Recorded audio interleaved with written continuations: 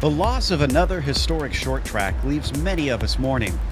But thanks to iRacing, we at least get to enjoy it indefinitely in the sim racing world. However, this virtual series means that the opening rounds have been made up of three wildly different circuits. Going from a super speedway to a road course, we now arrive at a bull ring as we get ready to watch round 3 of the PRL NASCAR Truck Series. And you'll see it all live here on the Global Sim Racing channel. Hi, I'm Joe Peak, and with me in the booth is Chris Phoebe.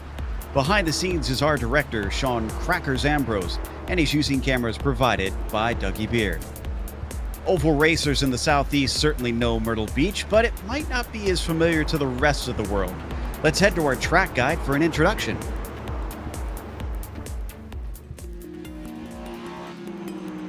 Welcome to Myrtle Beach Speedway.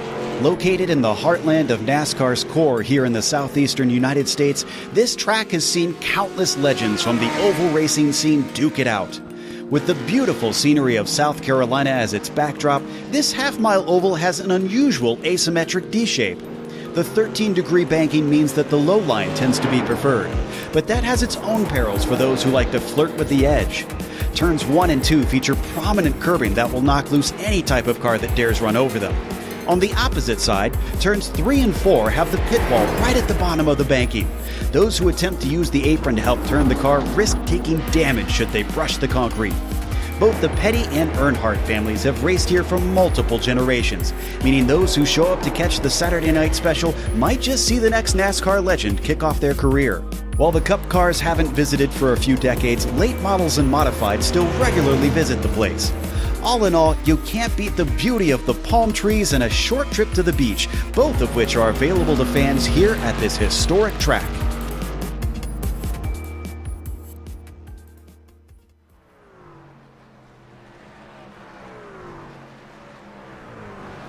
Now, obviously, we've had the Xfinity cars here in somewhat recent times, but instead we're racing the trucks for today's race. And Chris, what's it going to be like taking these things around here?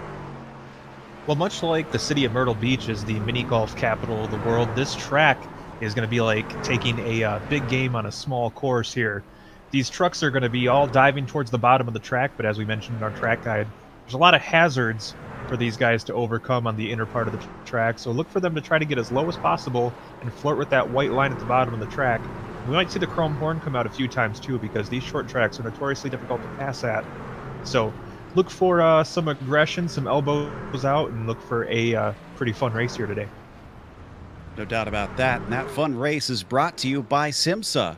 Simulation Motorsports Affinity provides many consulting services, from completely customizing simulators to managing teams, individual drivers, and complete events. They're working hard to bring everyone together at one place to support and promote sim racing internationally. Find out how you can bridge the gap between virtual and real motorsports at SimMSA.net. The PRL NASCAR Truck Series is also brought to you by NinjaTrader. Remember to compete, ready to compete against the financial markets, supporting over 60,000 users across the globe. NinjaTrader provides award-winning trading software and brokerage services. NinjaTrader is always free to use for advanced charting, back testing, and trade simulation. Visit NinjaTrader.com to get started with a risk-free trading simulator and start tracking your performance. Today's broadcast is also proudly sponsored by ButtKicker. ButtKicker products add an incredible immersion and realism to any game. Feel every nuance and truly put yourself in the driver's seat. Check them out at thebuttkicker.com. So, that championship with 2 rounds down, as we take a look at the points, has Bradley Holly up at the top of things with Richard Regan Jr. behind him in second. Regan still looking for his first win this season. Abner Acosta, with a decent run at the road course at Road America, is going to have a little bit of a tougher time here, it seems, what we've been watching in the warm-up session. Thomas Sink is fourth in the points, followed by Mark Kalin back in P5. And we've also got a team standings for this championship. Chris, why don't you run down that? That's right, with Bradley Holly driving the charge for the Overdrive Racing squad. They are now out in front by a pretty decent margin after 2 rounds with a 24-point lead over the Back Row Racing squad. Then you have Car Ramrod hanging on to third, about 15 points out of second place. and then Solid Rock Motorsports hanging in there, and Rescue Racing Squad 3 just a little more than a handful of markers out of that 4th position. Now for today's race itself, let's look at our race details. We are in round 3 out of 10 in this season. It's 130 laps. It doesn't take too long to get around here, but they'll be circulating it a lot. They do have 3 spare sets of tires, of course, that they will have over the course of the race. Imagine that a track like this that tends to eat them up they'll be very useful as the race progresses. There is a fixed setup on the trucks, and they do have an incident limit at 24 of them. They will be disqualified. There's no drive-through penalties up to that. If you hit the 24, you are off the track immediately. Right now we're waiting for the warm-up to finish up, and we've got just about 3 more minutes before we get to the qualifying. Connor Hall has been the interesting name. The 77 currently quicker than our championship points leader, Bradley Hawley, and by about half a tenth. Yeah, he dipped his toe into the series last week at Road America and performed very well, and has responded in kind here today with another strong performance now on an oval track. So going from one end of the spectrum to the other here at Myrtle Beach, and he looks like he's doing a pretty good job. One of the talking points I wonder if we'll wind up having to go over multiple times is, of course, the curbs. I guess with the trend of what they've been calling those in NASCAR is that we've got Myrtle Beach Turtles here today. Yeah, it's more like Turtle Beach, right? I mean, you took the low-hanging fruit, but yeah, I'll knock him down. Yeah, exactly. So, I mean, how do the trucks handle them? Because I've heard a couple of the drivers talk during the pre-race. It seems like they do mess you up a little bit, but from what I've seen, it seems like some cars can handle them, some cannot. I mean, what does it look like in these things? Well, for lack of a better term, the suspension setups on these stock car type vehicles are a little antiquated to what we see on the more advanced types of modern race cars. And I think because of that, when they hit these bumps, it upsets the truck. Like, you're definitely not going to enjoy doing it, but I don't think it's as instantly detrimental as you'd see in some of the other cars. Like, if you hit those in a late model, you're probably done for. But in the trucks, it's recoverable. It's just not preferable for the route around the track. So maybe it'll not give us too many cautions here today, as we were discussing this a lot in our other coverage of races here and multiple other series. The cautions do seem to crop up quite a bit, but we've been surprised so far this season. Michigan went caution-free despite an incredibly full field and for the entire race. And as you mentioned, Chris, it seems like in recent seasons the racing has cleaned up immensely here in the PRL. Yeah, they instituted a caution point system, which has been really effective in cleaning up the racing. And you still have your odd race here and there where things just seem to happen, as you'll have with any form of racing on any given night. But for the most part, this series has been incredibly clean. And in direct connection to that, the racing has been fantastic.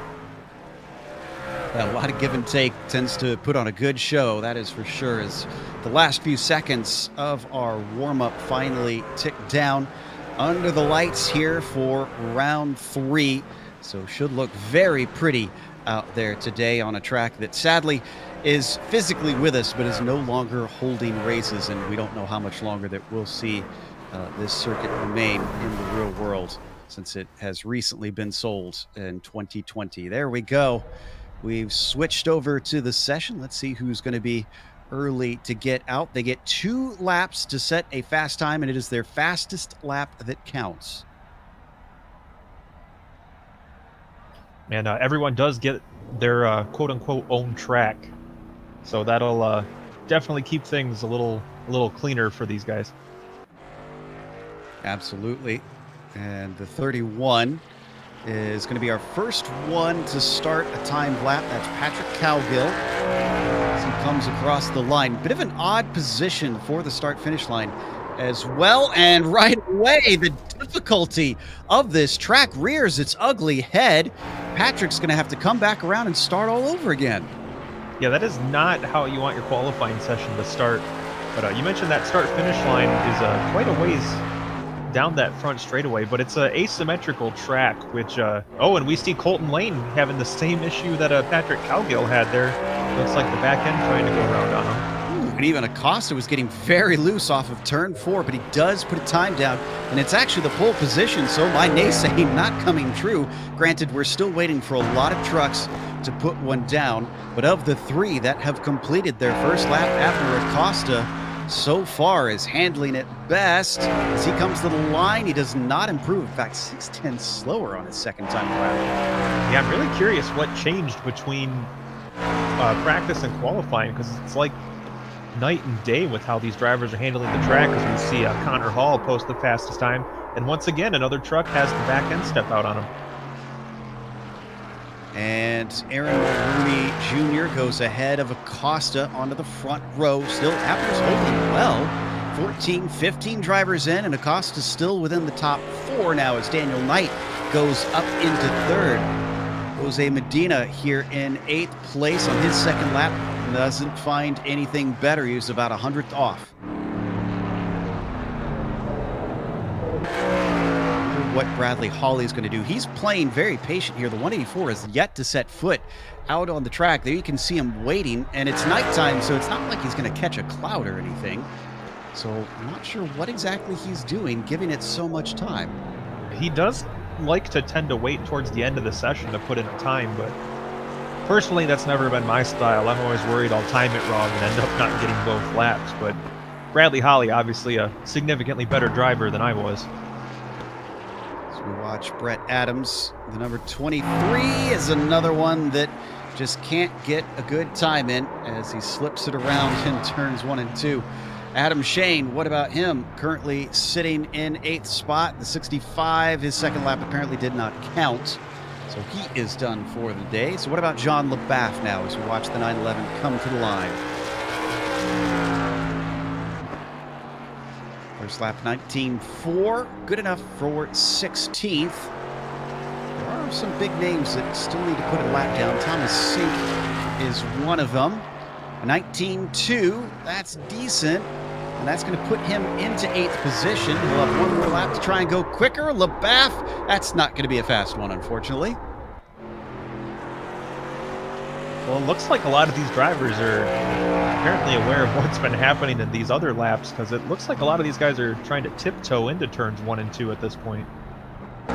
Sink did improve. He's got it down to 6th position. Semke, 17th in the end. His second lap also not counting. I think Hawley is on the course. Yes, he is. So the 184 from Texas is on his first flying lap. Here he comes down the backstretch into 3 and 4.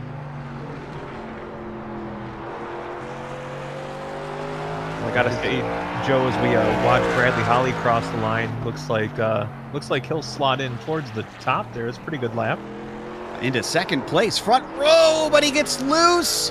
Can't quite hold on to it. He does get sideways. His time is going to be compromised. He knows it. He takes it slow around the 2nd lap now. So that one ruined, means he cannot take the pole position bonus points away from Connor Hall. Who else do we have? No, nobody can get around in time from here, even if they wanted to. So our grid is set. Interesting stuff. Going to be Connor Hall on the pole position with Bradley Hawley starting in 2nd. It's Aaron Mulrooney Jr. in P3, followed by Daniel Knight in the 4th position and Jim Westerfield in P5. To his outside, Brendan Chatley starts 6th, Thomas Sink 7th, and Abner Acosta showing quite well with 8th place. Doyle Lawrence is P9, and Mike Richter rounds out your top 10. Just outside of the top 10 is going to be Adam Shane in the 11th spot with Brandon Walter outside of him. Row number 7 is going to see Doug Evans and Jose Medina with Charles Sumner in 15th and Danny Cervantes to his outside. 17th on the grid will be Nicholas Schwartz, followed by Adam Zemke in 18th. Patrick Cowgill first on the track to make an attempt, comes home 19th in this qualifying session, with John LaBaff hanging on to the last spot in the top 20.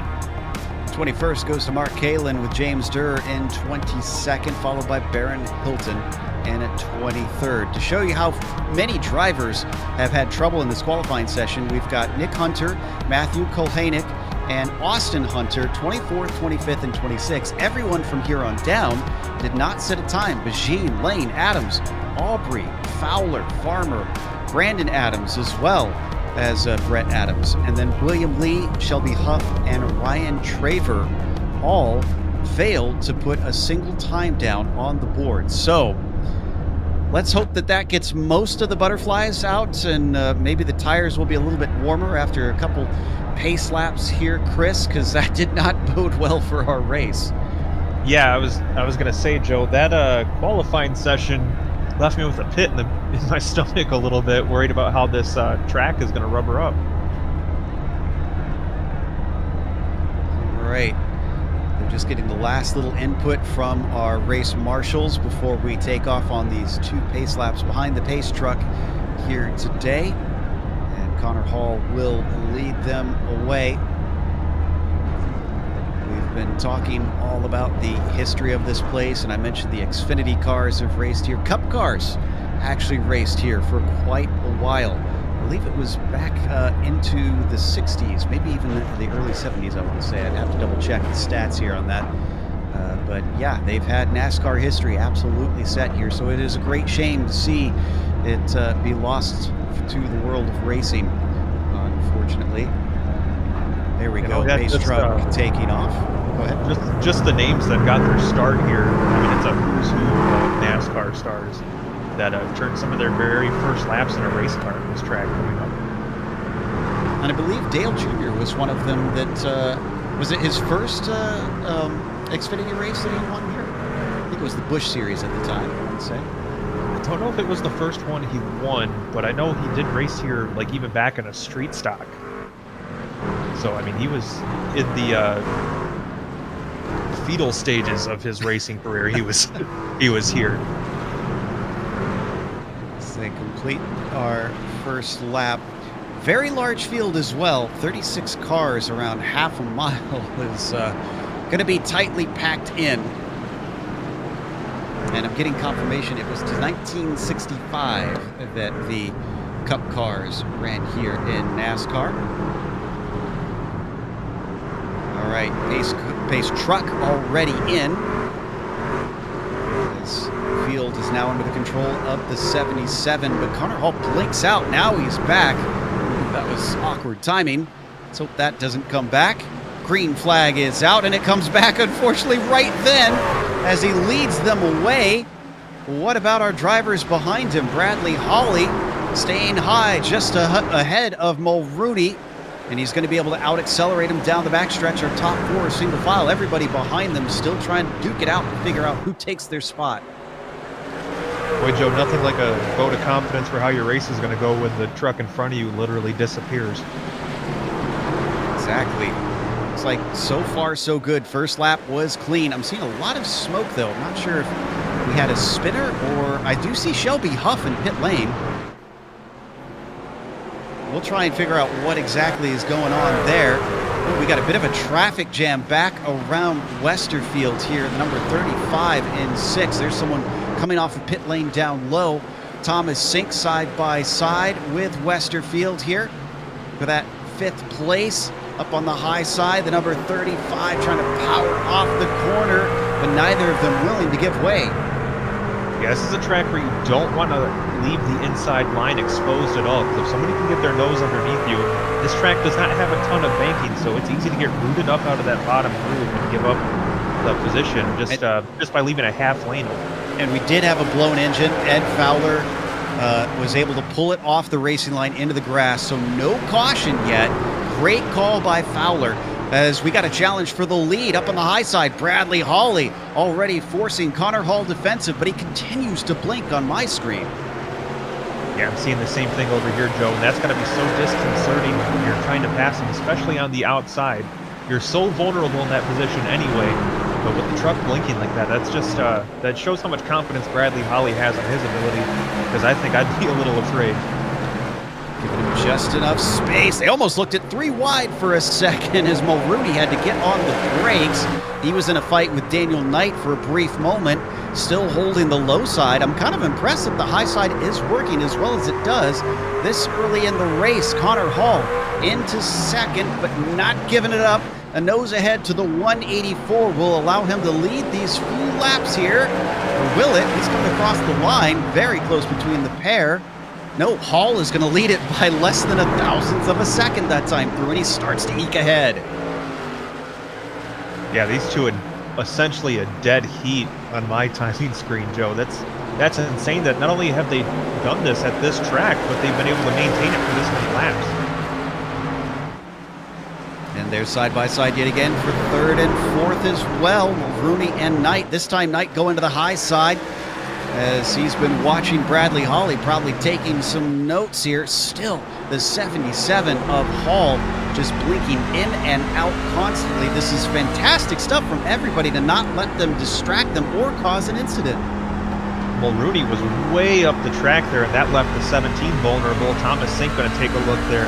That was a pretty smart move to get Knight off of his back, but Mulrooney slides up the track, and now Knight's going to give the crossover. Now he's going to challenge for third. 5 or 6 laps that we've been side by side up at the front for the lead, and on the opposite side, Daniel Knight to the bottom of Mulrooney Jr., falling way back coming out of 2. The 184 now finds himself trying to get back to the bottom, just finds enough, but he gets tipped as Daniel Knight catches the back of him. He's going to lose second place as Aaron in the 14 manages to sneak into P2. Now, there's going to be no love lost between these two. They had a pretty aggressive battle for the championship last season that borderline broke down into fisticuffs on track a couple times. So you got to think that no quarter given between these two as you see Daniel Knight get a little bit loose off of turn 4. And on top of it, Mulrooney's also looking like he might have the measure of Connor Hall. He's down to the inside, but he gets by much quicker. My goodness, Mulrooney succeeded where Hawley failed. That was a tremendous driver on the outside for Mulrooney to take the lead. He was a driver that was running pretty solidly all day at Road America last week, and unfortunately didn't quite get the finish he was expecting there in the latter part of the race, but looks like he's making up for it and clicking off some laps up front here today at Myrtle Beach. Hawley saw. Hawley's going to try and repeat, and Hawley's going to do it. Or at least it looks like he will. No, send it in indeed. The 77 carries on the battle yet again. Bradley cannot catch a break in this fight. I'm really impressed with how well Connor Hall's holding on. I thought after Mulrooney got by, maybe his tires were starting to give up or something, the way Mulrooney just drove by him, but looks like still able to hold off Hawley for the most part. Yeah, and you'd think that Hawley would be able to try and mimic his rival there and get by through once he saw how it was done. But, we got our first caution, and I think James Durr is the one that brought it out. The 55, unfortunately, in the first 2 corners, looks like he's gone around. Let's see if we can get the replay here as he at least gets the car moving.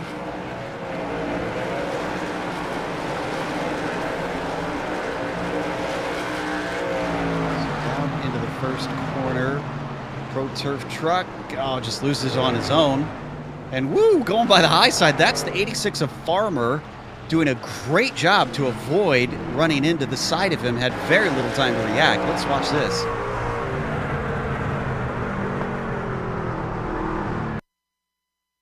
Woo! I kind of waited the last second to make a decision, too. That almost looked like what we were seeing so often in qualifying with those drivers in 1 and 2 just having the back end step around on them. Okay, we've got a very odd choice on pit strategy.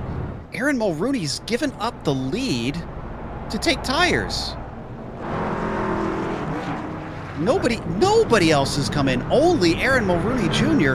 Either he got snookered or, I mean, what are your thoughts, Chris? Because I've never seen something like this. Yeah, when we came back from the replay, I looked over and saw him sitting on pit road and thought I must be seeing things. That's a bold strategy move. I guess we'll have to see how it plays out, Cotton. So that moves him down to 31st, and it's already shown that it's tough to try and pass here So he has got a mountain to climb. I'm not sure if he's kicking himself or if he knows something that we don't. This puts Connor Hall back up to the front. Yeah, he's either going to be the smartest guy in the room or the dumbest guy in the room by the time this race is done. For sure. I said they have those 3 sets. There's one of them. He's got 2 more to replace if later down the line he finds he needs them. And again, it's 130 laps, so he took tires on lap 18 or so here very early on. I'm quite baffled by the Toyota's strategy, but there's still quite a race ahead of us, and as we wait for our leaders to get double file, we should get the restart here soon. I think the pace lights should go off on the truck in just a moment's time. We've already got someone in pit lane. That is Ed Fowler, actually, that I see. Ryan Traver looks like he also did not start this race for some reason. 28 is currently grayed out on our screen, so maybe he had a connection problem somewhere.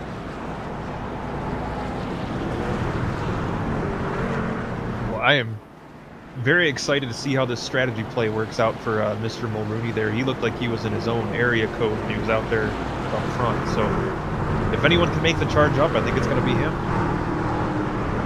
All right, as Holly watches for the green flag, Connor Hall to his left side will have control, and he goes. Decent start for the pair of them, single file. Side by side, however, for Thomas Sink and Daniel Knight down into 1 and 2. Knight going to be able to ease ahead of him. Now it's got to be settled between 5th and 6th. Chatley in the 59 versus Westerfield in the 35. Oh, and we had a big issue behind him. Was that contact between Lawrence and Shane? I see the 51 goes way up at the top. Oh, we have people going around there towards the back of the field. Caution out. Big pileup. Big pileup. Trying to figure out who started this, and it appears that LaBaff, the 911 of LaBaff, I think, is the first one. Let's see if we can get a replay of that. Turn 1 basically reduced to a parking lot here as we see what led up to that. Replay. I think he's just going to get into the side of, it looks like Medina. Yeah, Medina. And then from there, I mean, take your pick. Did anybody make it through behind? I'm trying to see if we get any miraculous escapes. Not really, but we do have one car way down to the low side. Adam Zemke seems to have picked his way through very late just by diving all the way to the bottom.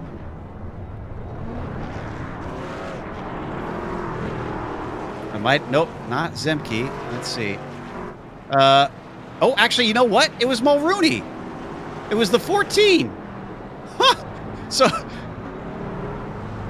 So that's all the, or, well, not all of them, but many of the positions that the 14 had lost made up right here. Just like that. It's pretty easy to pass trucks when they've all stopped in the turn for you. So now I'm showing a little bit of damage on the hood. I wonder if he just, it looks like he went over the curbs to the inside, and that maybe could have caused that. Strange damage. I thought he may have been damaged before. I mean, the way the front end's damaged there, he may have just ran into somebody being so much faster than some of the trucks at the back of the field. No, on the replay, we watched it pop into place as he went down low. Oh, gotcha. So, yeah, unfortunate if he finds himself slowed because of that damage. I mean, hopefully it's not engine damage and it's just cosmetic, because aerodynamics not really a crucial part of the racing here. So that puts him into 20th position now, and a lot of trucks are down pit lane doing what he was doing at that last caution, except in addition to getting tires, they are now having to bang away at sheet metal. Yeah, so he's made up 11 spots since the restart. I mean, he passed 8 of them in one turn there. If you take out the fact that everyone wrecked, it sounds really impressive. Yeah, bit of a Mickey versus the Giant sort of situation. Just don't tell him how he slayed them. Meanwhile, And looks like we're getting ready to go double file here, I think, behind the pace truck. Haven't seen the 77 blink in a bit. Maybe he's finally got that under control. Really hoping that's the case. I'd love to see Hall have a straight-up fight here with guys like Hawley and Knight. Lights are, in fact, off as we come around one more time. Let's see if we can get going and keep this one clean.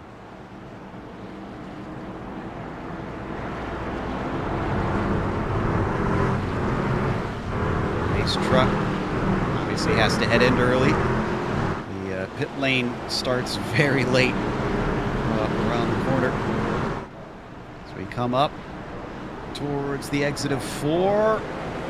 Nice jump there from our leader in the 77, able to get ahead of the entire pack easily. Bradley Hawley, in the meantime, under threat for second place. The 17 of Daniel Knight going to challenge him down on the inside here, Chris.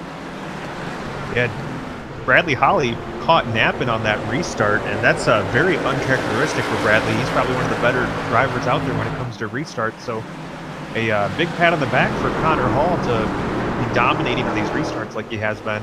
And now Daniel Knight is sticking right there with Bradley Hawley for that runner-up spot. So Hawley is able to rebuff him back in the 5th place. Got a bit of a fight.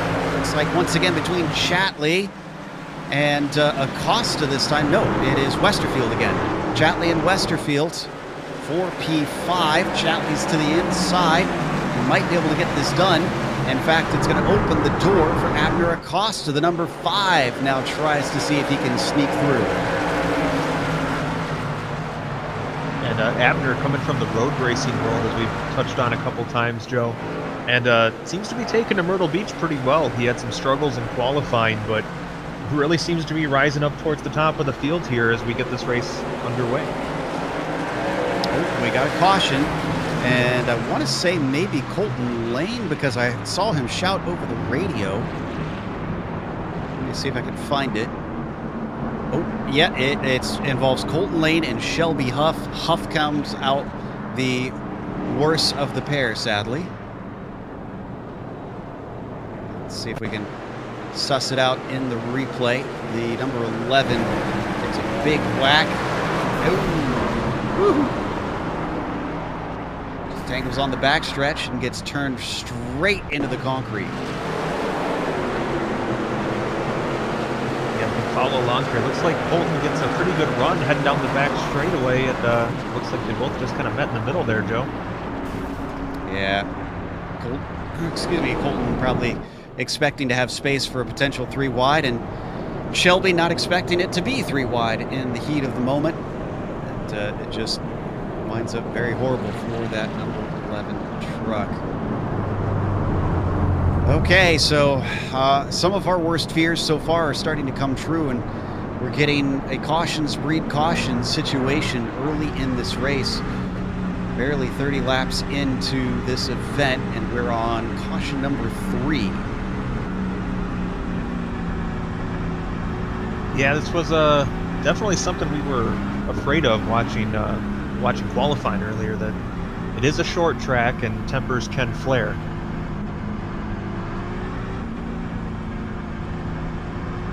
So let's see, do we have anybody else come in for pits? I think, yeah, it looks like Colton Lane, who was involved, has come in. See Dominic Begine exiting out, but I'm not sure if he was involved in the previous. No, he was not. He was not involved in the previous wreck, so he has been in and out. Looks like he'll be a lap down, unfortunately. It seemed Dominic used up all his luck in our first round of the season when he picked up the win at Michigan, and he has been definitely fighting uphill ever since. We're already down to 26 trucks left on the lead lap out of 35 starters here today. Hopefully we don't lose too many more, and we keep many of them racing for position on the same lap as the leader. We're going to go double file now around the D-shaped part of the oval and into turn 1. Bradley Hawley still has not yet successfully managed to overtake Connor Hall, and it's not for lack of trying. Last time, most of his efforts were removed from possibility by Daniel Knight getting the jump on the 184. Can he do it again? Or will Bradley Hawley finally manage to see if he can get the nose fully ahead of his rival Connor Hall? Not on the restart. Hall is good off the line. Bradley Hawley, though, is well clear of Daniel Knight. Knight instead fighting with Sink to his outside. Sink is way too high into the first corner, maybe trying to square it off. If he was, it didn't work, and already our top 6 or 7 are single file. Yeah, I think Knight might have hurt himself a little bit on that restart. He stayed right tucked to the back of the 77 and actually had to let off after making what looked like a little bit of contact with the back bumper on the 77. So Daniel Knight got snookered a little bit there on that start and unfortunately not able to capitalize on the field being bunched up to try to get back by the 184. But still a 3-truck battle up at the front of the field. Our first side-by-side battle is Acosta to the inside of Shane. This is for 7th position. I think Acosta may have lost a spot in the restart and is now having to try and claim it back, which he does. He's now behind Brennan Shatley, as that looks pretty much single file all the way up and down the field. Yeah, hopefully these drivers are maybe taking the opportunity to calm down here early on so we can get some green laps under our belt. Coming around 3 and 4. Hawley looking like he can hold low much easier than the 77. Hall has been drifting up a little bit high once again, almost diamonding the corner. Maybe it's intentional here, as that definitely got him a good exit, but it's kind of opening the door mid-corner, it looks like. Yeah, and Hawley seems to go after it every lap here. Eventually he's going to catch up there, and it's not going to be too much fun for Connor Hall when he tries to pull back to the bottom and there's a truck there. Good on the brakes today. Daniel Knight seems to close in on the entry into the corners. We ride on board with the ride-in shotgun driver, and you can see nearly bumps the back of that North Star title, number 184. Tries to go to the high side this time, thinking he could use that momentum better, but it doesn't work. Now see, this part of the track here coming up is what I think is even more dangerous than the bumps over in 1 and 2, is that wall that's right there on the inside of the track. It's really easy to sail it off from there and bump that wall and knock the toe out, or affect the drive of the truck pretty severely. And it's a lot harder to recover from hitting a concrete wall than hitting a tire that's buried in the ground. Very different lines. Oh, and there you go right there, but it's not on the entry, it's the exit that Daniel Knight has scraped the inside concrete. And just as he was looking like he could try and threaten Hawley and Hall, he falls back a little bit, and he's right on top of him immediately. Yeah, he's now looking to that outside, and Hawley was kind of the driver that was making that outside line work early on, but now Knight crosses them over. He's going to be to the inside there in 1 and 2, Joe. Takes the apex away, but as he's pinched down through the exit, Daniel Knight can't do anything with it. But that'll make Hawley probably think twice about all this as the race progresses. He knows that if he doesn't shut the door quickly, Daniel Knight is brave enough to try and get his foot in. I could definitely say these trucks seem to be driving totally different than how they were in the opening laps of this race. Between all the different heat cycles these tires have had, in addition to 48 laps of wear, these trucks are definitely not as fun to drive as they were early on. Say, continue on around. We are getting closer to the halfway point, so we could see this race go a little bit quicker than we anticipated now that they've got it under control. In fact, I think this might be our longest green flag run. Oh, I cursed it. It's Schwartz, who has gone around, and it's all on his own. Nicholas seems to have lost the rear coming out of turn 2. Seems like this has been the story of the race so far. Here it is. 44 just starts to get loose, and there's no saving it. Bonks the wall, gets it turned around. That's enough to bring the caution out. Meanwhile, we have a reverse of last time. Connor Hall is the only one to stay out. Every other car is in. Yeah, that's it's going to be interesting to see how this plays out for Connor Hall, who's on almost 50 lap old tires at this point, with literally the entire field behind him on fresh rubber. And Mulrooney Jr. did come in, but oh my goodness. Mulrooney's up to 5th after those pit stops. Crisis averted. Now his stop was significantly quicker than those around him. I wondered if maybe he only took 2 tires. I bet you he did. Let's take a quick look at the replay, see if we can confirm. But I suspect, I think you're right based on the timing that I'm seeing. Makes me wonder if he took 2 or 4 on the first stop. This is the second stop for him right here. Still see pretty significant damage on the front of the truck. There's the right sides. Yeah, he took right sides only then. Yeah, there he goes. That's it. But you know what? You think about it, Joe, he already took that 1 pit stop, so even just taking the right sides on this stop, he still has pretty fresh tires comparatively. Well, and the same amount of sets as everybody if he's taken 2 both times. That's true. One of the quirks of iRacing is it does not keep track of how many rights and lefts you have, just how many tires you take. So if you take 2 rights and 2 rights, it doesn't really take away more rights from you and have fewer rights and more lefts. You just have the same total in your queue. So he'll restart in 5th. Connor Hall in the lead on old tires is going to be a big experiment for everyone behind Chris and probably be quite telling. Yeah, at this point, I would be pretty nervous to be restarting around the 77 on those significantly more worn tires. I'm really interested to see how it fires off once we get back underway. Which is pretty soon, because the pace truck is already in. And there goes Connor, trying to get the jump. Doesn't spin him too badly. Relatively smooth start for Connor Hall. Bradley Hawley following him into the corner. This is where the new tires should see their effect come in as they pick up speed around the lap. He tried it on the high side on even tires. I have to imagine on better tires he could get around easily, but he's still sticking his nose to the inside, seeing if he could do it the easier way. Look at that on the fresh tires. Daniel Knight firing off the fastest lap. Knight now peeks to the inside of Holly, and now Holly dives it to the bottom into 3 and 4, and Hall shuts the door. Whoa, big bobble behind them for Knight. He catches it. It slows him up, managing to get to the inside briefly. Oh, and we got a spin. That is Thomas Sink in the 48. He holds it, no caution. Well, that's going to be a tough break for Sink.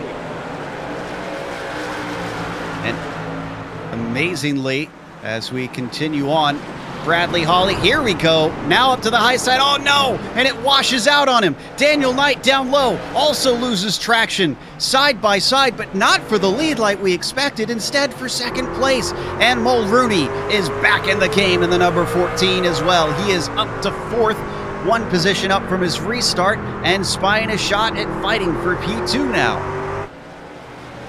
Well, Joe, we talked about how odd it was that Holly was able to make that outside groove work as well as he did early on in the race, and that's exactly why. Oh, caution on caution. Zemke, I think. 57. I think it's another single car incident. Yes, it is. Close moments as well between himself and the 62 of Kalen. Let's take a look at the replay here. Kalen in the green truck just behind is going to make a narrow avoidance. In fact, almost looked like he was going for a bit of a pass on the way in.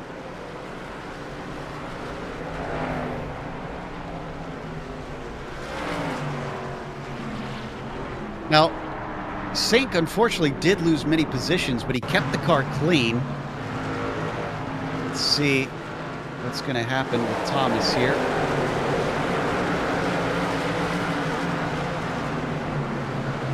It's Thomas in the black car with the green lettering on it, 48. Did he get help? Almost looked like from that angle he maybe got a little bit of help. That was Mulrooney behind him. Let's get another angle on it. See if we can see if he got a little bit of a tip on the way in. Yeah, because it looked to me like the back end just kind of stepped out on him.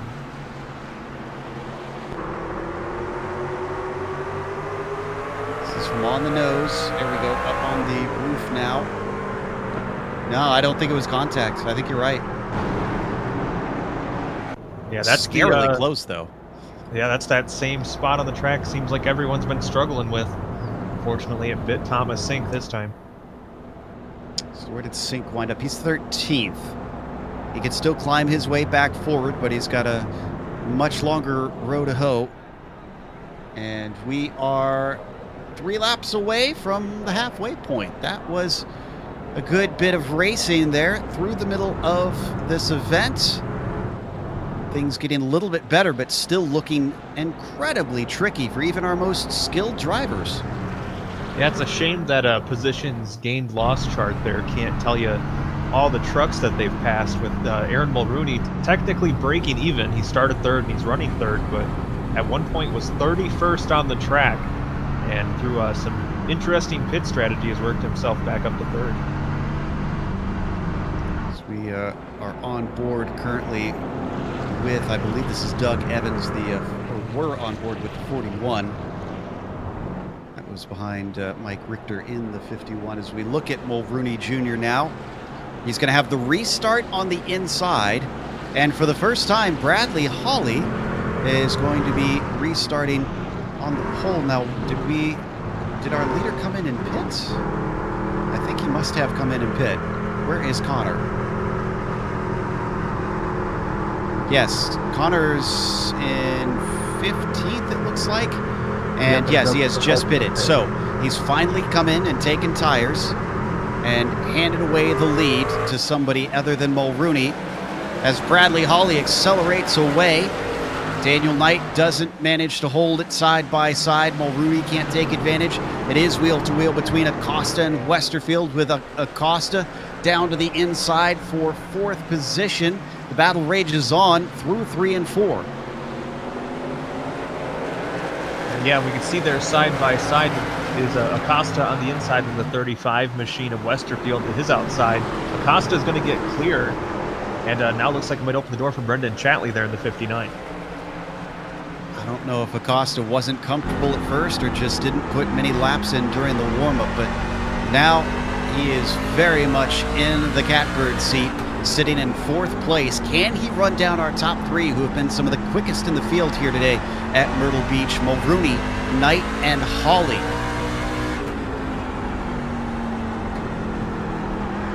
It looks like so far the top 3 are spaced out a little bit, Joe. Bradley Hawley beginning to drive off into the sunset a little bit.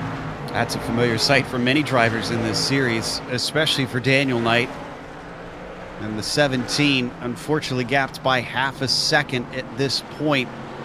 Is he more rear guard? Is he more worried about Mulrooney back there in P3? Across the line yet again. I wonder what the lap is like between Acosta and Mulrooney. Last time by was a 19.3, Acosta's quickest lap of the race now that he's in clear air. 19.336 from Mulrooney, 3.38 from Acosta. They are separated by thousands, so they are very, very close on pace. Yeah, that is incredibly close between these two. That time, 0.2 quicker, though. Oh, and a caution is out. Trying to figure out who was involved in this one. Taking a look through. Oh, and Brandon Adams, the 43. Sadly, another single truck incident. This one onto the front stretch. Oh, 2 separate incidents actually going to happen here. You'll see Adams. There's his wreck. He just slips on the exit of 4 and bashes the inside. And William Farmer has contact with, I'm trying to figure out who it was, Nick Hunter, it appears. That's going to smash Farmer into the outside wall. There, you see it right there. Yes, both happening pretty much concurrently, Joe. Yeah, they look pretty independent of one another. Oh, Colton Lane back into pit lane. The only one. Yeah, Colton's had a pretty rough race. I mean, this is his, what, 6th trip down pit road? 7th trip down pit road from what I'm seeing by my stats, if that's believable at this point. Sometimes it does lie to us. What's intriguing is he's actually not doing too badly, at least in relative terms of the field, because there's so many trucks that are laps down. He's only falling back to 19th with that pit stop, so this might be calculated. I wonder if Colton's thinking cautions are becoming many, so if I come down pit lane and make it so that I can get to the end of this race, I just start gaining positions when others have to pit. And another factor with all these cautions that we've seen play out is this series does have a time limit on these races. So he could also be thinking that if he maybe plays up the tire strategy now, he can stay out when everybody else needs to pit. And if we do end up hitting that time limit, if this race continues on that pace, then he could be in the catbird seat there to take the win. Exactly. So, lap 74 now out of 130. Where are we on that time limit, actually? I'm seeing roughly 18 minutes left. I'm not sure if that is accurate, but I'll double check it. Our top 5 still currently Hawley, Knight, Mulrooney, and Acosta, as well as Westerfield. Now, where did Hall get after that? He sits in 15th. I think that's a couple positions up, but he's still towards the back of the drivers on the lead lap. Yeah, he may have made a little bit of progress, but he hasn't exactly cut through the field like we would have expected. All right, 26 minutes left on the clock now that I've got the official clock in front of me. Still plenty time left. It's just under half of the time, and we're well past half with this many cautions, so that bodes well to be able to finish it. As Hawley is waiting for the green flag around 3 and 4. Knight gets another shot at it, but I don't think he's going to get a good shot at it. Great jump for Bradley Hawley, and down to the inside, Mulrooney does manage to get his nose in. Now, already a caution. Almost immediately, Baron Hilton looks to be the one to bring it out.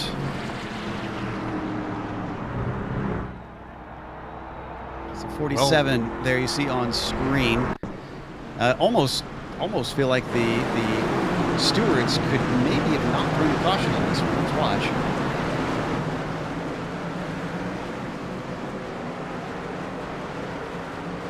Just maybe put the pedal down too hard too soon with the tires cold and spun it around. But yeah, he kept it rolling the whole time. I think we could have stayed green on that one, Joe. I think it's because it got sideways in the middle of the pack and he wasn't completely in the grass yet. So the automated stewards decided that was good enough to throw out the yellow laundry, which means we didn't even get it barely got to the start-finish line, honestly, on that restart before it was back out. Well, knowing that, that's going to give us some time to think about what's been going on in this race, so we're going to take a quick break here on the Global Sim Racing channel. We'll bring you back to the end of round 3 in the PRL NASCAR Truck Series, so don't go away.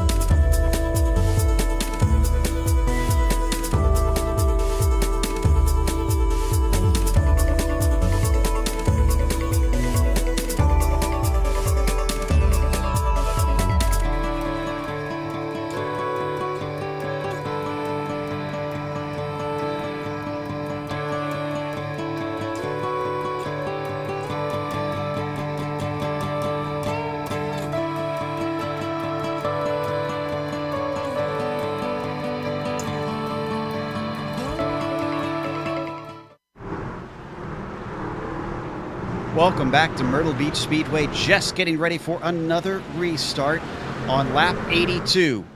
Daniel Knight to the outside, almost got beat by Mulrooney, and as they accelerate away, they nearly make contact down into the first corner. It's going to be wheel to wheel to try and decide P2, and off of turn 2, it looks like the 17 has the edge, but still with an overlap on the 14. Yeah, Mulrooney digging. Oh, he slides up the track. They just about come together if they didn't. But the 17 still able to stay ahead by inches. And Mulrooney is not going to give this one up easily. This is great news for Bradley Hawley, who extends his gap over the pair of them, losing time side by side, losing grip. Mulrooney has to back out of it off of turn 4. Daniel Knight, will he shut the door? Not quite. He leaves it open just in case, trying to play it safe, and he didn't need to because he is fully ahead of Aaron. And Abner Acosta there lurking back in that 4th position. Joe, he's just looking for a chance to strike. Come down into turns 1 and 2 once again. Acosta has really got his feet underneath him now. Mulrooney does not, as I saw a little bit of a bobble once again coming off of T2. Can Acosta manage to get himself onto the podium here today at Myrtle Beach Speedway? They are not making any inroads on Bradley Hawley. So Daniel Knight probably kicking himself for letting that happen here this late in the race. Maybe one of the few drivers hoping for a caution to bring him back into it. Also an update on Connor Hall, our former leader of the race. He is up to P8, just now getting by Adam Shane.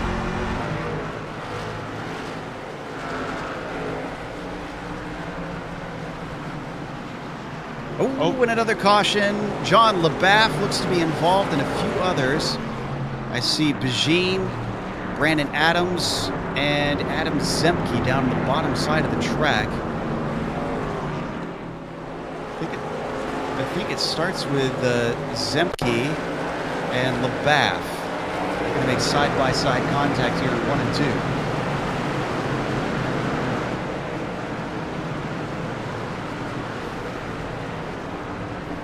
And everybody behind just unfortunately kind of got collected by the incident in front of them.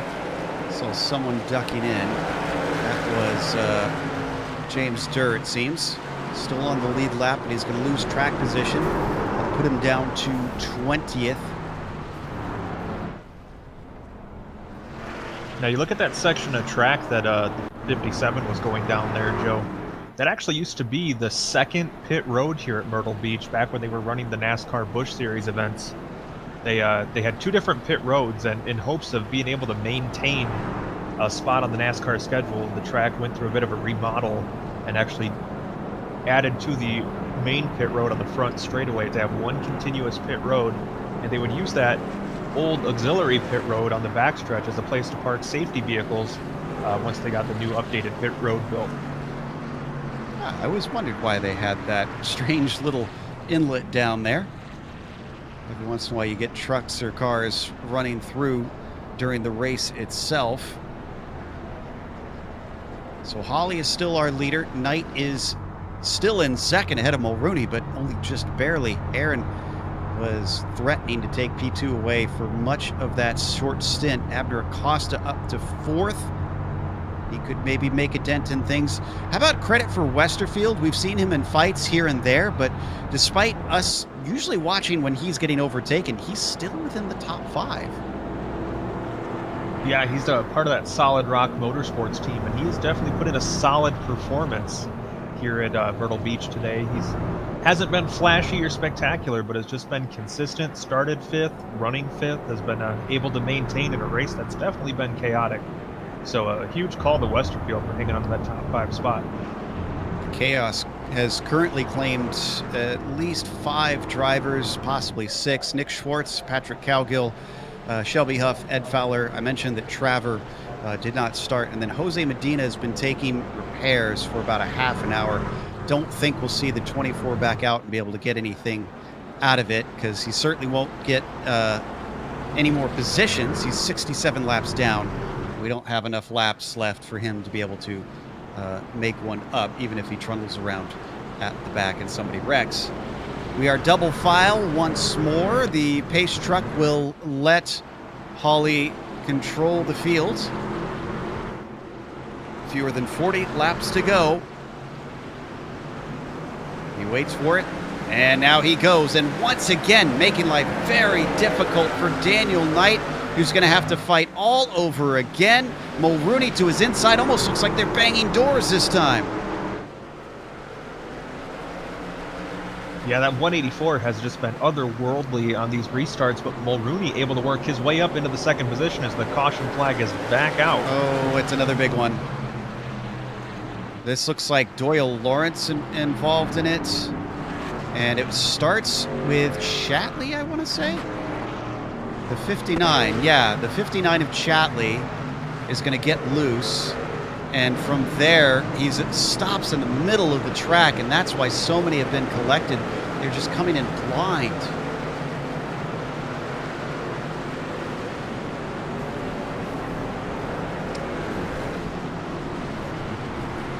There was actually a good number of people that were able to sneak around him before, unfortunately, it just started piling up. Yeah, it appears that they could have made it around, but the track just a little too narrow, and they all had to slow up, and then everybody kind of piles in behind them as it becomes a literal traffic jam. Colton Lane now up to 8 stops, by the way. There you see him on. He's still, is he on the lead lap? He was, I think, but yeah, I guess this latest incident must have collected him because he's now going a lap down, sadly.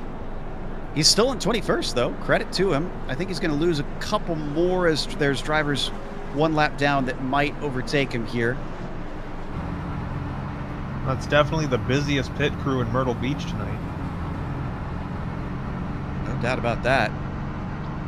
Noticing that there is getting to be quite a bit of chatter amongst the drivers. I haven't heard much of it, but I can take a wild stab that there are grumblings of unhappiness with how this race has been playing out. After such great clean racing earlier on, this has become, let's put it politely, it's been a bit messy, Chris. That's a very nice way to put it. In fact, some of the drivers over the radio I have in my ear here have been complaining that it's time for a bathroom break. So apparently it's dragging on for not just the drivers, but their bladders as well. That hasn't even been an hour. The endurance racer in me says, come on. You can do more than that. Still waiting for the lights to go out on the pace truck. Yeah, they are still on here. But they are getting some chat from race control. It does appear they're getting the official admonishment saying to cool it out so that we can try and finish this race under green.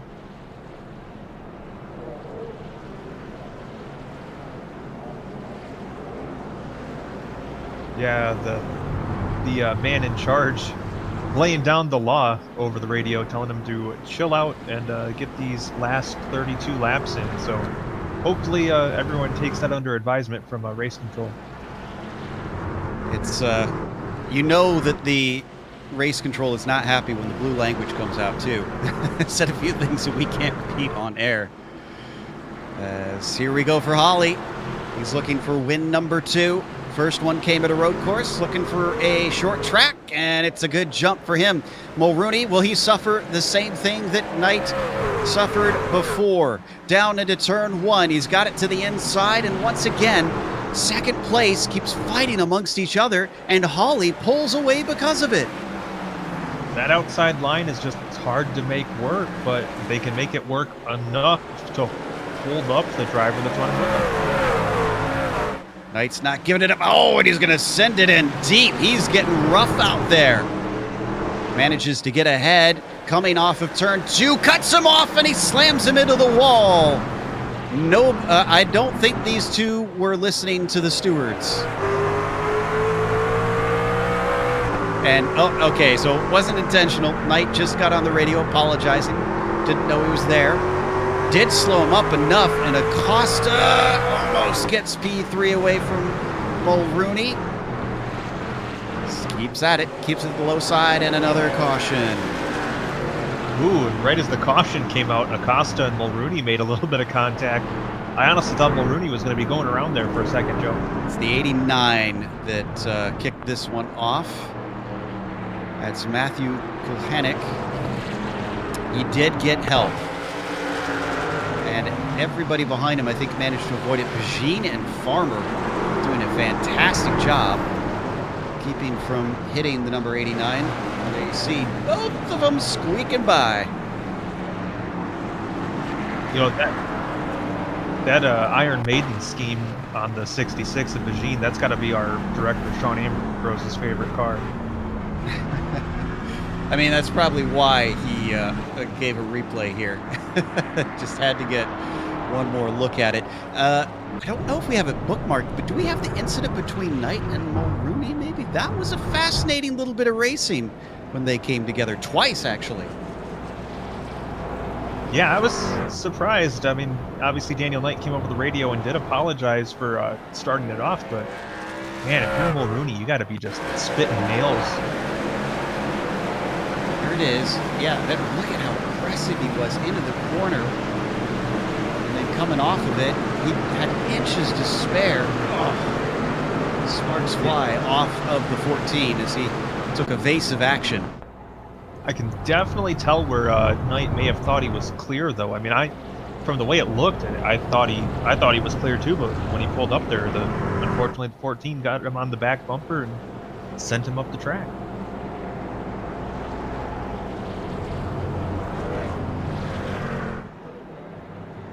Well, the drivers are getting some more words of encouragement, shall we say, from the race stewards right now. Yeah, those are 4-letter words of encouragement, I think. For some people, that's the only words of encouragement they get from their dad. I think, are we double filed? Do we have the lights off on the truck here? It's almost double file, but they're kind of catty corner. I don't think they are yet. This is looking like one of those Delaware double file restarts right now. Yeah, really. Less than 30 laps to go. We have 9 minutes left, actually 10 minutes really, right now on the clock. It's still plenty of time to finish this race, but they've got to start getting some laps under green. Well, at this point, it's been easier said than done. Myrtle Beach is a place for vacation and relaxation for many people, but it doesn't seem like it's been all that relaxing for our field today. Maybe they'll have to take a hop over to the beach after this just to try and shake off some of the road rage. Ollie's free from the pace truck. He's going to go very early, very, very early. There goes Bradley Hawley. And once again, Mulrooney trying to take advantage of it. He's down to the inside. A little bit of payback here on Daniel Knight. Almost washes him up high. Opens the door a little bit for Connor Hall. Where did Connor Hall come from? Our former leader back into another bit of a touch between Knight and Mulrooney. Gets into the back of him. And Hall says, thanks. That gives me enough space to get into P3, maybe even P2. Yep. Oh, and another caution. Again.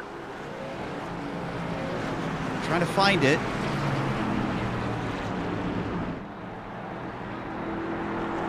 Looks like, oh, it's Brett Adams, the 23, and this is another one that maybe it shouldn't have been a caution.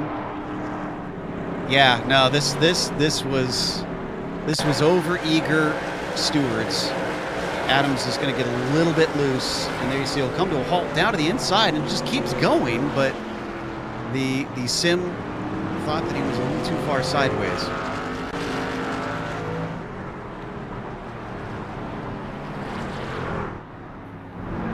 Well, things have definitely changed up a little bit now that Connor Hall is back into the mix. And like you said, Joe, he just came out of nowhere. Next thing we know, he's right up there. Well, we haven't watched him, so we don't know if his internet is better right now. Actually, let me check his connections ping quality. Looks good from what I'm seeing. Hall's looks about on par with everybody else's. So if he's got his internet under control and if he's been able to climb forward this well, I almost wonder if Hall might be able to get back up and challenge for a win. Well, after watching him here for about half a lap under caution, I don't know if it's better, but it is less worse.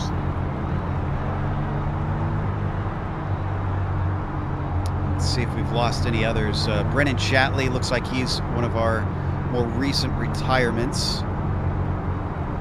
Brett Adams, well, sadly, the one that caused the caution is actually 26 laps down, so I'm sure there's not going to be many who are going to be happy with him after that, bringing another caution out. Not really racing for much out here. Just trying to collect some points by getting past halfway, which I do believe he has done up to here. I don't think he can, yes, he could overtake one more car, Nick Hunter or possibly John LaBaff if they have an incident. So he could find some positions if he does stick with it. He does have some incentive.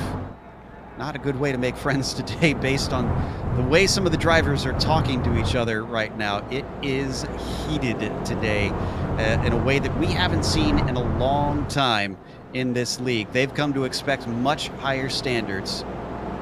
So it'll be interesting to see what the fallout will be like after today's race. I'm certainly going to be grabbing the popcorn and heading over to the forums tomorrow afternoon. Well, I gotta say, good thing it's not Christmas card season anymore, because I don't think they'd be sending very many out to each other.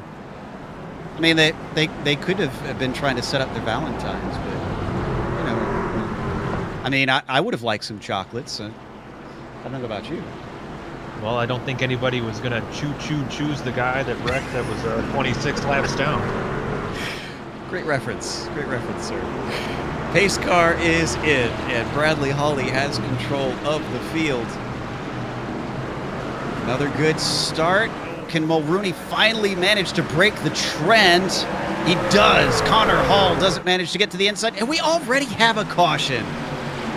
Oh, dear Lord. Durr in the 55. Yeah, he's the one that's unfortunately going to bring this one out. And he just got on the gas too soon.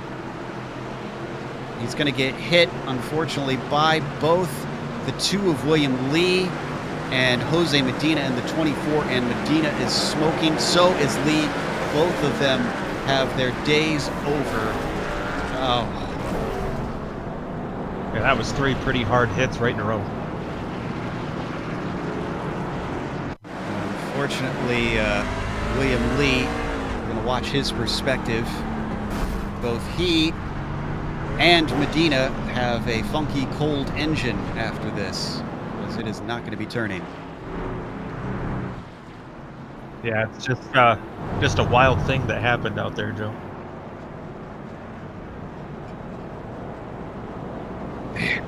Bradley Hawley still holds on first, and Mulrooney's in second. Connor Hall is still in third. We've got now down to 20 cars. Well, we're still at 20 cars left on the lead lap. I don't know how, to be honest, as we keep losing them. So 2 more of our trucks are gone. Leaves us with, I want to say, 26 now. You know, Joe, our chief meteorologist, Adam Young, did remind us that Medina was in the pits for like that half-hour-long repair. That's right. And then came out and just got walloped again. Oh, I feel like that one might be worth the not top 10 of just the clip of us mentioning, how long he's been in there, and then suddenly he's out. Wrecks right away. 30 minutes of repair and then half a lap. Oh, poor guy. Couldn't even advance his spot. He was just out there for the warm-up game. He's trying to get the thing repaired. I don't think he's going to have the time, frankly. We're down to 3 minutes left. We are definitely not going to finish this race. It is going to be shortened according to the 1 hour time limit that they offer for these. This is the first time in a while, I'm pretty sure, that they have hit that time limit. Yeah, the first time since, I believe, Martinsville last season. hit the time limit. So it's been a while since we've seen this mercy rule put into effect for us. Right.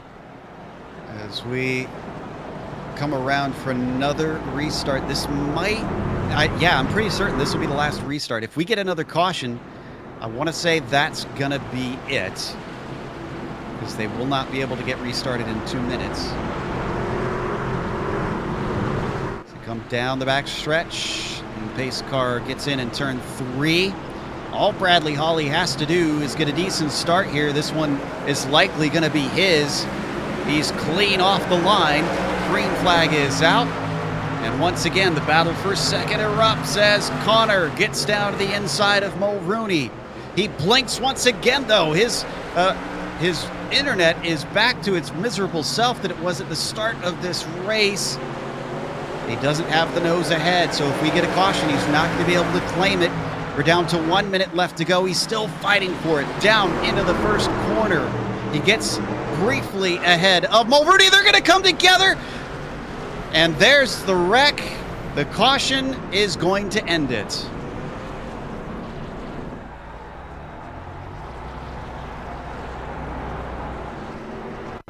It's, I guess, a fitting end for the way today has gone. Let's take a look at the replay. Trying to see if there's really, you can blame anybody on this. No, not really. Now that looks like a racing deal. I mean, it is close to the end, and they're trying hard for good points, but sad to see that it just wraps up in that fashion.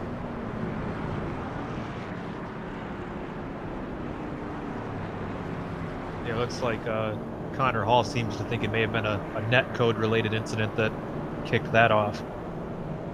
And that is disappointing for Connor Hall, because he did such a good job getting back into things, trying to take at least a podium today, even if he couldn't take the victory. Now, we're hearing them talk about the green-white checkers that they do have in the rules. And I'm trying to remember how and it's been a while since I've had to call one of these with the green-white checkers on a caution. I believe they get 1 racing lap. Is that correct? The way that it has worked in past seasons is they get one lap. Okay, so let's wait for the restart as another lucky dog. There have been many today. Goes through. This one, Kulinek.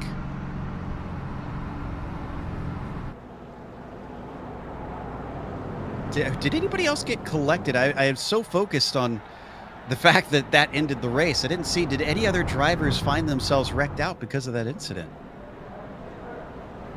You know, I was in the same boat you were, Joe. So many other factors and stories happening in that we fail to notice whether or not one of the main things that happens in a wreck is whether or not other cars get involved. Here we go. Let me see here. I'm checking the replay on my side just to find out.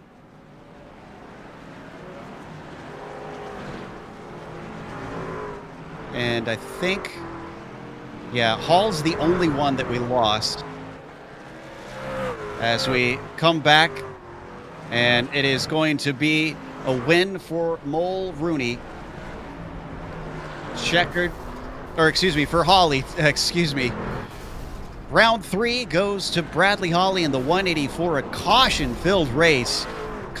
Runs out with the timer as everybody else has fun and blows off some steam. We're going to take a quick break here on the Global Sim Racing channel. We'll be back with the unofficial results as well as driver interviews. Don't go away.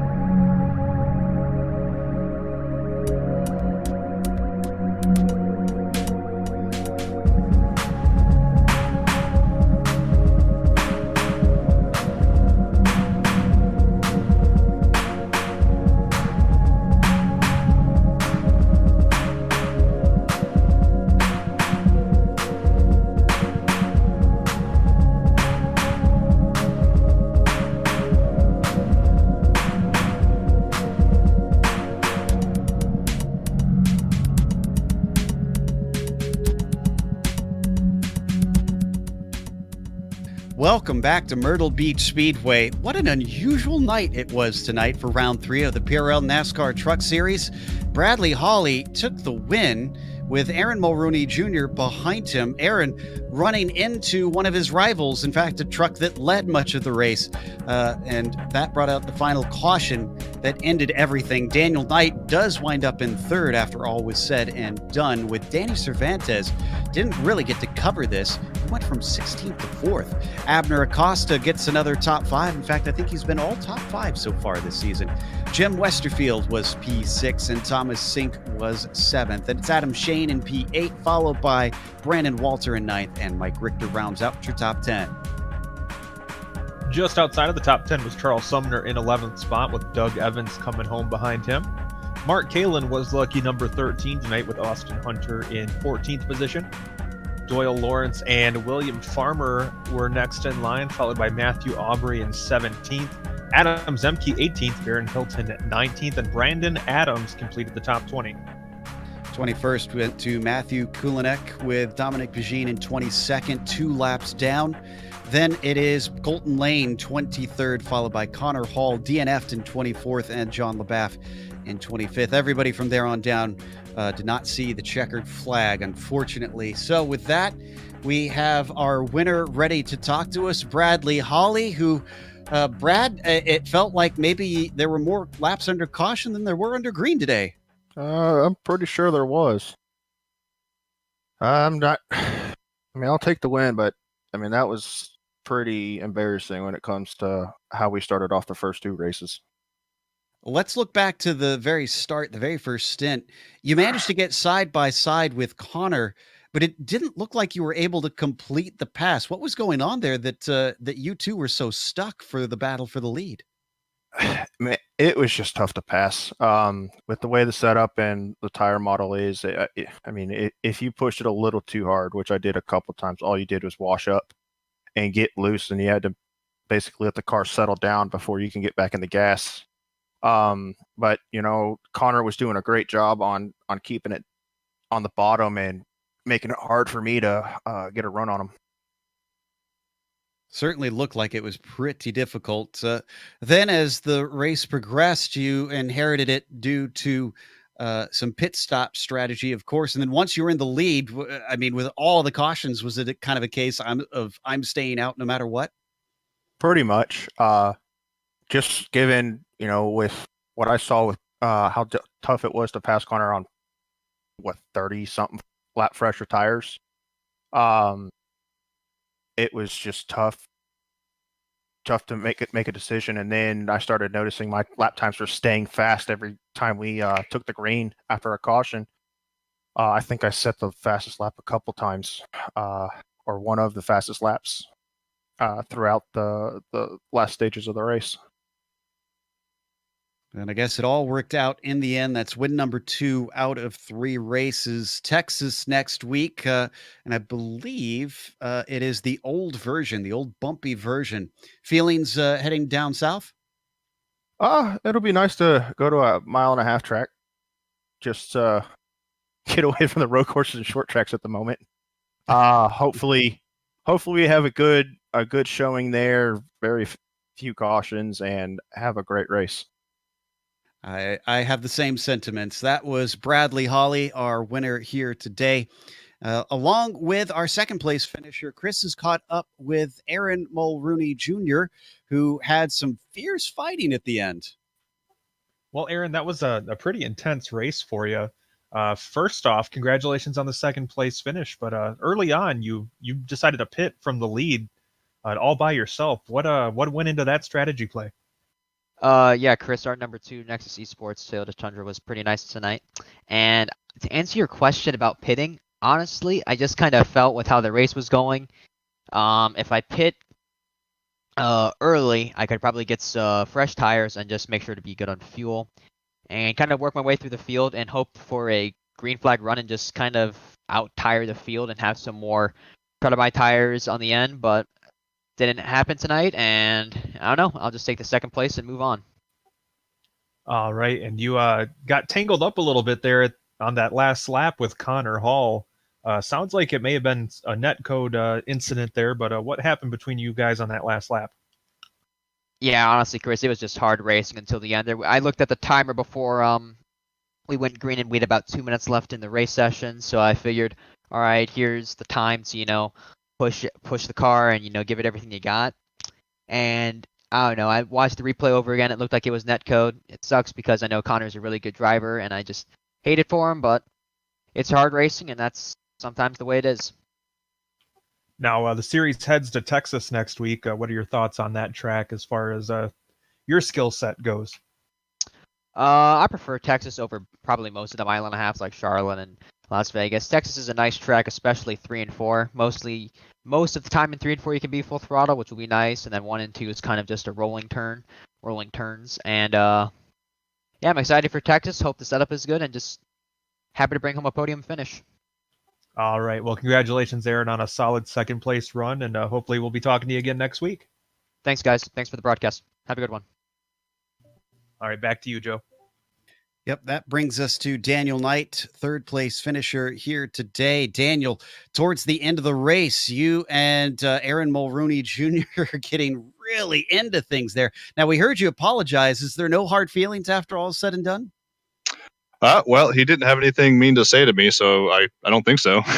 Yeah, no, we were racing really hard there, and that was a lot of fun when we actually had chances to go at each other. He was racing me tight, but still gave me room not to bounce off the wall and take us both out. So that was a lot of fun. Coming in, I mean, before the broadcast and during the pre-race show, we were all kind of discussing in the booth that we've seen a history of caution fests at this track. Coming into it, were you kind of the same sort of dread, or were you optimistic?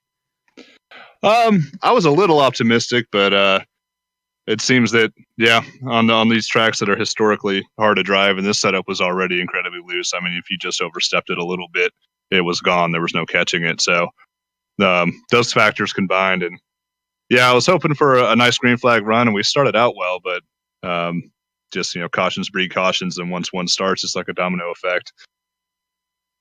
This looks like things finally getting a little bit more on the better track for you, though. You only had one top 10 out of the first 2 rounds, and here you are standing on the podium. Do you think you can carry that through the last 7 races of the season? Yeah, hopefully. My first 2 races of the season weren't great, like you just said, and usually it just takes a couple weeks for me to knock the rust off and get back into the swing of things. So hopefully we can keep this going forward and rack up some good points the rest of the season. Well, we look forward to seeing how it plays out for you. And again, congratulations on a podium. All right. Thanks, Joe. It was Daniel Knight in the number 17 today. The Ride and Shotgun truck has found its way up to spray the champagne. Meanwhile, we're going to thank, of course, the Precision Racing League for bringing us back for another season of coverage, as well as our sponsors. Don't forget to check out Simulation Motorsports Affinity, which is at SIMMSA.net. And then, of course, NinjaTrader. They can be found at NinjaTrader.com. And finally, Butt Kicker products for your sim rig. They can be found at thebuttkicker.com. Thanks goes out to the companies that provide the software and the hardware for our broadcast listed here on your screen. And additional thanks to June Lalonde, who provides our wonderful music. Her Bandcamp is there in the bottom right. Thanks to the team today, Sean, Chris, and Doug. If you'd like to find out more about GSRC, including upcoming races, you can find it at globalsimracingchannel.com. Or our social media includes Twitter at GSR Channel, Facebook at Global Sim Racing Channel, and Instagram at GSRC_Graham. And you can't forget to subscribe to our YouTube page. Click that big red button and don't miss a moment here on GSRC. The next round, as we mentioned, will be at Texas. That'll be Wednesday, January 20th at 9 p.m. Eastern. But we have upcoming races for other series listed on the screen, so check those out and mark them down on your calendar. Until next time, race clean, race hard. See you on the track.